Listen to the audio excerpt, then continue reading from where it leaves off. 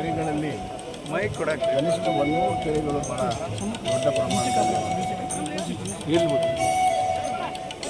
ಈ ಕೆರೆಗಳಿಗೆ ನೀರು ತುಂಬಿಸುವಂಥ ಕೆಲಸವನ್ನು ನಾವು ಮಾಡಿದ್ದೇವೆ.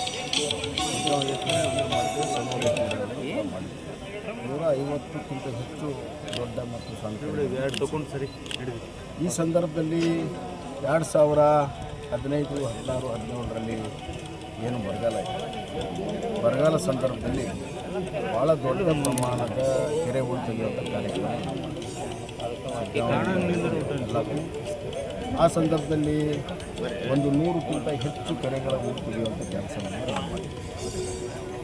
ಯಾವುದಾದ್ರೂ ಒಂದು ಸಂಸ್ಥೆ ಇಂಥ ಒಂದು ಭಗೀರಥ ಕೆಲಸಕ್ಕೆ ಸಹಾಯ ಸಹಕಾರ ಮಾಡಿದರೆ ಅದು ಭಾರತ ಸೇವಾ ಸಂಸ್ಥೆ ಶ್ರೀಕಾಂತ್ ಗುಂಡೇಗೌಡರು. ಆ ಸಂದರ್ಭದಲ್ಲಿ ಕೆರೆಗಳ ಹೂಳು ತೆಗೆಯೋದಕ್ಕೆ ಭಾಳ ದೊಡ್ಡ ಪ್ರಮಾಣದ ಸಹಕಾರ ಸಹಾಯವನ್ನು ಕೂಡ ಮಾಡಿದರು. ಅವರು ತಮ್ಮ ಒಂದು ಸಂಸ್ಥೆಯಿಂದ ಇಂಡಿಪೆಂಡೆಂಟಾಗಿ ಹಲವಾರು ಕೆರೆಗಳನ್ನು ತೆಗೆದರು ಮತ್ತು ನಾವು ತೆಗೆಯುವಂಥ ಸರ್ಕಾರ ಮತ್ತು ನಾವು ತೆಗೆಯುವಂಥ ಕೆರೆಗಳಿಗೂ ಕೂಡ ತಮ್ಮ ಸಹಾಯ ಹಸ್ತ ಮಾಡಿದರು. 2-3 ವರ್ಷದಿಂದ ಒಳ್ಳೆ ಮಳೆ ಆಗಿದೆ, ತೆಗೆಯುವ ಪ್ರಮೇ ಬಂದಿರಲಿಲ್ಲ. ಆದರೆ ಈ ವರ್ಷ ಮತ್ತೆ ಬೇಸಿಗೆ ದೊಡ್ಡ ಪ್ರಮಾಣದಲ್ಲಿ ಇರೋದ್ರಿಂದ ಕೆಲವು ಕೆರೆಗಳು ಒಣಗೋಗಿದೆ ಮತ್ತು ರೈತರಿಗೆ ಈ ಫಲವತ್ತಾದ ಮಣ್ಣು ಕೂಡ ಬೇಕಾಗಿದೆ ಹೊಲಗಳಿಗೆ ಹಾಕೋದು. ಕಳೆದ 2 ವರ್ಷದಿಂದ ಅವರು ಕೂಡ ಹೊಲಕ್ಕೆ ಹಾಕಿದ್ರು. ಈ ಒಂದು ಹಿನ್ನೆಲೆಯಲ್ಲಿ ಮತ್ತೆ ಹೂಳು ತೆಗೆಯೋ ಕಾರ್ಯಕ್ರಮವನ್ನು ನಾವು ಮಾಡಬೇಕು ಅಂತೇಳಿ ಸರ್ಕಾರ ಈ ಬಾರಿ ತೀರ್ಮಾನ ಮಾಡಿಲ್ಲ. ಆದರೆ ಭಾರತ ಸೇವಾ ಸಂಸ್ಥೆಯ ಶ್ರೀಕಾಂತ್ ಗುಂಡೇಗೌಡರು ತಮ್ಮ ಒಂದು commitment for the social cause, commitment for the farmers, ರೈತರಿಗೋಸ್ಕರ ತಮ್ಮ ಬದ್ಧತೆಯನ್ನು ಮುಂದುವರಿಸಿಕೊಂಡು ಈ ಬಾರಿ ಪ್ರಾರಂಭ ಮಾಡಿದ್ದಾರೆ. ಪ್ರಥಮದಲ್ಲಿ ತರಿಸಿದಲ್ಲಿ ಕೆರೆಗಳ ಪ್ರಾರಂಭ ಮಾಡಿದ್ದಾರೆ. ನನ್ನ ಹತ್ರ ಅವ್ರು ಚರ್ಚೆ ಮಾಡಿದ್ದಾರೆ. ಪ್ರತಿಯೊಂದು ಜಿಲ್ಲಾ ಪಂಚಾಯತಿ ಕನಿಷ್ಠ 1 ಕೆರೆಗಳನ್ನು ಮಾಡ್ತಾರೆ. ಆಮೇಲೆ ಸಮಯ ಸಿಕ್ಕರೆ ಕೆರೆಗಳನ್ನು ಮಾಡುವಂಥ ತೀರ್ಮಾನ ಮಾಡ್ತಾರೆ. ಭಾಳ ಒಂದು ಒಳ್ಳೆಯ ಉತ್ತಮ ಉದಾಹರಣೆ. ಈ ಸಂದರ್ಭದಲ್ಲಿ ನಾನು ಅವರಿಗೆ ಅಭಿನಂದನೆಯನ್ನು ಸಲ್ಲಿಸ್ತೇನೆ ಮತ್ತು ರೈತರ ಪರವಾಗಿ ಅವರಿಗೆ ಧನ್ಯವಾದಗಳನ್ನು ಕೂಡ ಹೇಳ್ತೇನೆ. ಎರಡನೇದಾಗಿ ಇವರಿಂದ ಪ್ರೇರಣೆ ಪಡೆದು ಬೇರೆಯವರು ಕೂಡ ಈ ಕೆಲಸಕ್ಕೆ ಕೈ ಹಾಕಬೇಕು ಅಂತ ನಮಗೆ. ಕೆಲವ್ರಿಗೆ ಸಾಮರ್ಥ್ಯ ಇದೆ, ಅವ್ರು ಎಷ್ಟು ಸಾಮರ್ಥ್ಯ ಇದೆ ಅಷ್ಟೇ, ಒಂದೇ ಕೆರೆ, ಅರ್ಧ ಕೆರೆ ಅಥವಾ ಒಂದು ಸಣ್ಣ ಕೆರೆ, ಎಷ್ಟು ಸಾಮರ್ಥ್ಯ ಇದೆ ಅಷ್ಟು ಹೂಳು ತೆಗೆಯುವಂಥ ಒಂದು ಪ್ರಕ್ರಿಯೆ ಪ್ರಾರಂಭ ಆದರೆ ಹೆಂಗೆ ನಮ್ಮ ಹೊಲ ನಮ್ಮ ಮನೆ ಅನ್ನುವಂಥ ಭಾವನೆ ಇದೆ ಜನರಿಗೆ. ನಮ್ಮ ಮನೆ, ನಮ್ಮ ಹೊಲ, ನಮ್ಮ ಕೆರೆ, ಈ ಭಾವನೆಯ ಒಂದು ಇದನ್ನು ಮುಂದುವರ್ಸ್ಕೊಂಡು ಹೋಗ್ಬೋದು.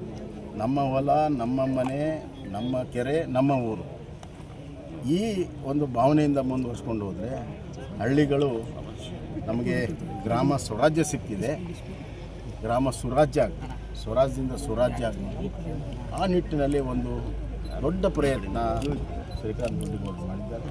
ಯುವಕರಿದ್ದಾರೆ, ಒಳ್ಳೆ ಕೆಲಸ ಮಾಡಿದ್ದಾರೆ, ಅವರಿಗೆ ಅಭಿನಂದನೆ ಸಲ್ಲಿಸ್ತಾರೆ. ಸರ್, ಈಗ ನಮ್ಮದು ಕೃಷಿ ಪ್ರಧಾನ ಜಿಲ್ಲೆ ಸರ್, ಇದು ರಾಜ್ಯ ಸರ್ಕಾರದ ಮಟ್ಟದಲ್ಲೂ ಆಗಬೇಕು, ಎಲ್ಲ ಜಿಲ್ಲೆಯಲ್ಲಿರುವಂಥ ಬೇರೆ ಬೇರೆ ಕೆರೆಗಳು ಅಭಿವೃದ್ಧಿ ಆಗಬೇಕು ಅನ್ನುವಂಥ ಒತ್ತಾಯ ರೈತರದಿದೆ ಸರ್. ರಾಜ್ಯ ಸರ್ಕಾರ ಮತ್ತು ಕೇಂದ್ರ ಸರ್ಕಾರಕ್ಕೆ ಏನು ಮಾಡಿದೆ?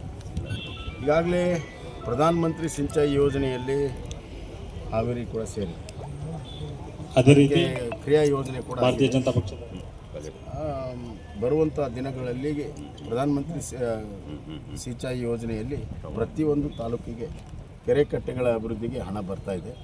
ಅದರ ಜೊತೆಗೆ ರಾಜ್ಯ ಸರ್ಕಾರ ಹಿಂದೆ ಸನ್ಮಾನ್ಯ ಯಡಿಯೂರಪ್ಪನವರಿದ್ದಾಗ ಅವರು ಸುಮಾರು 200 ಕೋಟಿ ರೂಪಾಯಿಯನ್ನು ಬರೀ ಕೆರೆ ಹೂಳು ತೆಗೆಯೋದಕ್ಕೆ ಮಾತ್ರ ಸೀಮಿತ ಇಟ್ಟಿದ್ದರು ಆ ಸಂದರ್ಭದಲ್ಲಿ. ಅದೇ ಥರ ಒಂದು ಯೋಜನೆ ಈಗ ಮಾಡಿದರೆ ಭಾಳ ಒಳ್ಳೆಯದು. ಯಾಕಂದರೆ ಕೆರೆಗಳ ರಕ್ಷಣೆ ಮಾಡುವಂಥದ್ದು ಬಹಳ ಮುಖ್ಯ.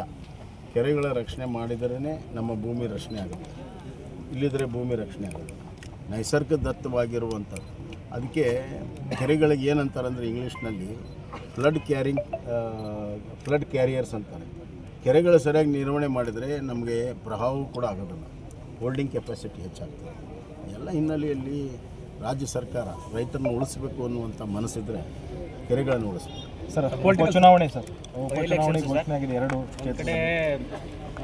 ದಾವಣಗೆರೆ ರಾಜಕಾರಣದಲ್ಲಿ ಬಿಜೆಪಿಯವರು ನಂಬಿಕೆ ಇಟ್ಟು ಹಾಕಿದ್ದಾರೆ ಅನ್ನುವಂಥ ಚರ್ಚೆ ಒಂದು ದೊಡ್ಡ ಮಟ್ಟದಲ್ಲಿ ನಡೀತಿದೆ. ಒಂದು ಎರಡನೇದು, ಸಮರ್ಥ ಅವರಿಗೆ ಈಗ ಟಿಕೆಟ್ ಘೋಷಣೆ ಮಾಡೋಕ್ಕಿಂತ ಮುಂಚೆ ಬಿ ಫಾರ್ಮ್ ಕೊಟ್ಟಿರೋದು ಎಷ್ಟರ ಮಟ್ಟಿಗೆ ಪರಿಣಾಮ ಬೀರುತ್ತೆ ನೆಗೆಟಿವ್ ಆಗಿ?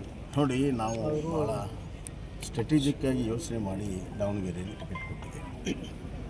ಬರುವಂಥ ದಿನಗಳಲ್ಲಿ ತಾವು ನೋಡ್ತೀರಿ, ಭಾಳ ದೊಡ್ಡ ಪ್ರಮಾಣದ ಬಡವರು, ಹಿಂದುಳಿದ ವರ್ಗದವರು, SC ST ಎಲ್ಲ ದೊಡ್ಡ ಪ್ರಮಾಣದಲ್ಲಿ ಬೆಂಬಲ ನಮ್ಮ ಕ್ಯಾಂಡಿಡೇಟಿಗೆ ಸಿಗ್ತಾಯಿದೆ.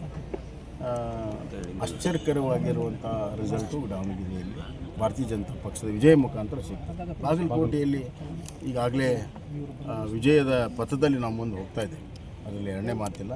ಹಲವಾರು ಕಾಂಗ್ರೆಸ್ಸಿಗರು ಕಳೆದ ಬಾರಿ, ಅದರ ಹಿಂದಿನ ಬಾರಿ ಏನು ಕಾಂಗ್ರೆಸ್ ಚುನಾವಣೆ ಮಾಡಿದ್ರು ಎಲ್ಲ ಪ್ರಮುಖರು ಈಗ BJPಯನ್ನು ಸೇರ್ತಾ ಇದ್ದಾರೆ. ಹೀಗಾಗಿ ಬಾಗಲಕೋಟೆಯಲ್ಲಿ ದೊಡ್ಡ ಪ್ರಮಾಣದ ಮಾರ್ಜಿನಲ್ಲಿ ಗೆಲ್ತೇವೆ. ಇಲ್ಲಿಯೂ ಕೂಡ ಪ್ರಥಮ ಬಾರಿ BJP ಬಾವುಟವನ್ನು ಹಾರಿಸ್ತೀವಿ. ಸರ್, ಶ್ರೀಕಾಂತ್ ದೊಡ್ಡಿಗೌಡರನ್ನ ಪಕ್ಷದಿಂದ ಉಚ್ಚಾಟನೆ ಮಾಡಲಾಗಿತ್ತು.